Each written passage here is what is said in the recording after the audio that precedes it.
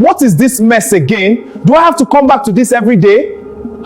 Sarah! Sarah! Just a minute, Daniel. Daniel, welcome. Food is almost ready. I was just... Just what, Sarah? Look at this. Look at this mess. Is this how a home should look when a man returns from work? I'm sorry, I was cooking. What exactly do you do in this house all day? Sit and watch movies? A lot, Daniel. I work from morning till night. You're just lazy, Sarah. Always having excuses. Mommy, what's wrong? I heard Daddy shouting. Nothing, my boy. Daddy's just tired. Let's pack up, shall we? All right, time to pack up the toys. Okay, Mommy. I'll help too. Great teamwork. Let's get these blocks first. Done. Morning, everyone. Fresh, hot breakfast. Careful with the pots there. Is this milk fresh? Please help me hold him. Let me finish with the kids so you can drop them off. I'm already running late. I can't. I'm almost done, Daniel. Just few minutes. Just drop them off yourself. I'm out of here. I don't understand why Daniel likes doing this. Anyway, let's go, guys.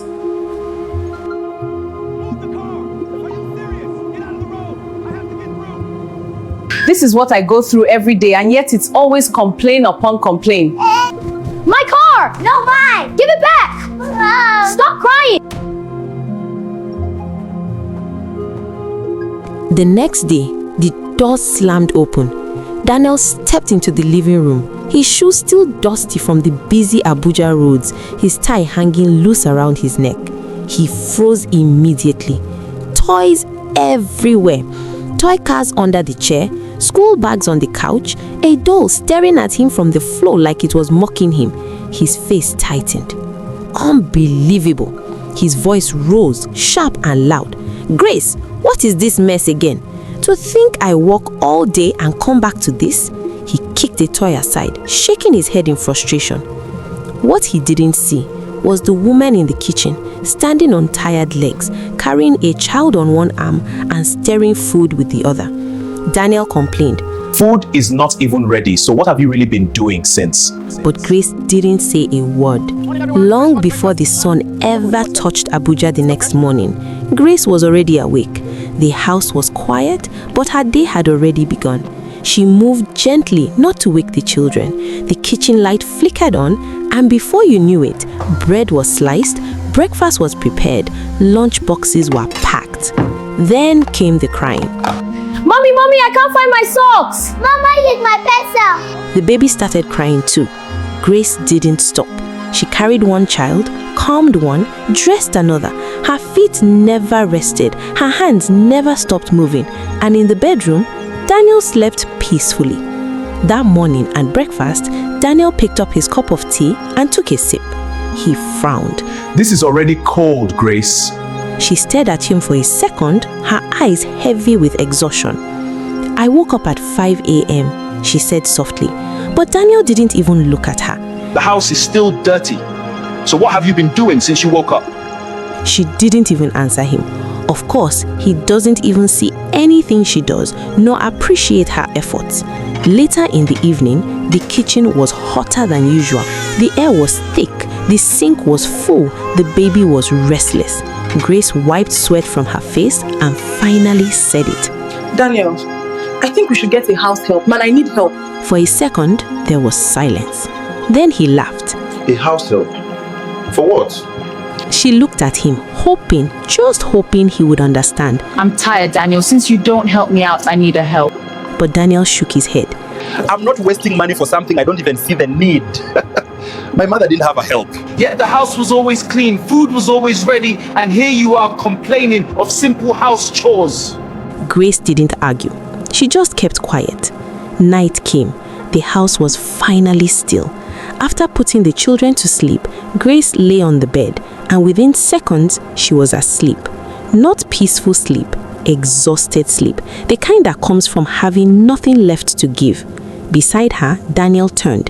He wanted her, but she pushed him away. I can't do this. I'm very tired, she said. You're always tired these days. What exactly do you do?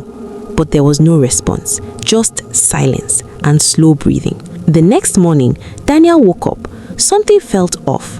Too quiet. Grace. He called out Grace, but there was no answer. He stood up, walked into the living room. Empty. The kitchen, empty.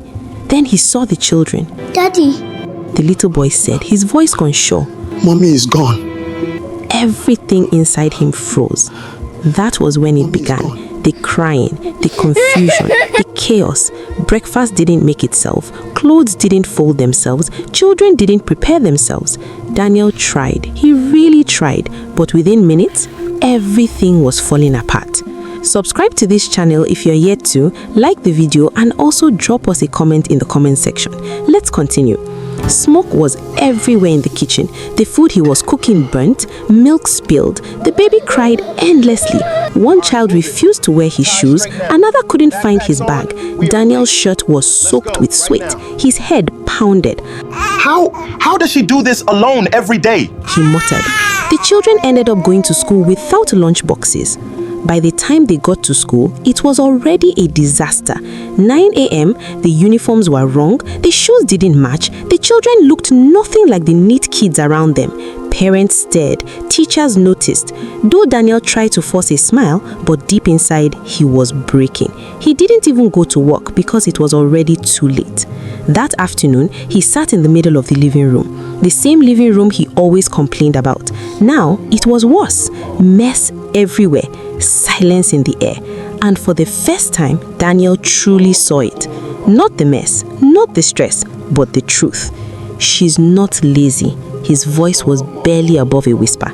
She's been doing everything. Alone, every single day, without help, without rest, without appreciation. His chest tightened, and suddenly he couldn't breathe properly. Daniel jumped up from the bed. Sweat covered his body. His heart was racing like he had just escaped a hungry lion. Grace! He ran out of the room.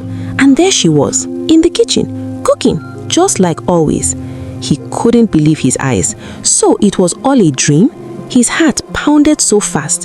What is the problem, Daniel? She asked. He stood there frozen, ashamed. I'm sorry, Grace. The words came out before he could stop them. Grace turned slowly, looking confused. What are you even saying? I didn't see it before, but I see it now. You do more than I ever imagined. I'm sorry for always complaining when I should be supporting you.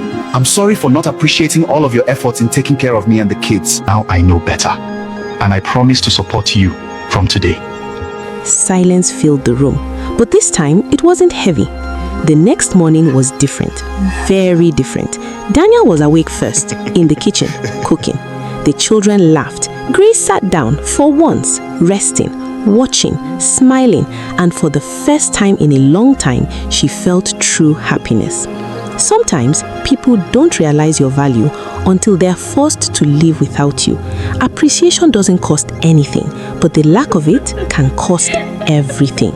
Appreciate and support your partner in all the areas you can. If this story touched you, take a moment today and appreciate someone who does more than you see, because not all hard work is loud. Some of it is done quietly, every single day. If you enjoyed this story, please like this video, subscribe to the channel, and drop us a comment. Thank you for watching.